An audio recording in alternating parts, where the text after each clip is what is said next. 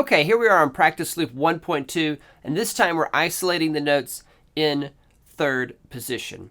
A couple of things to keep in mind. Again, we're going to get into some of this in more detail here in a future practice loop, but just so we can get into the piece here, I want to make sure that I'm in tune. I'm actually barring my first finger here across the G and D string to play the C and the G. And one little pro tip here, when you're trying to tune up a perfect fifth, when you're barring your finger, I think a lot of students will do kind of like twists because you're thinking sharp flat, right?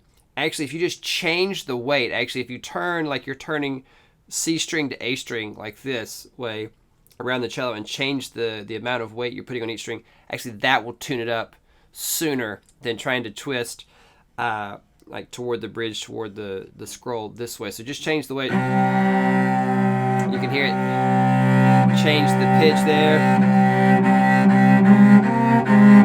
I want to make sure that my bow is really sticky and short, and then I'm really going after the tone on the string crossings.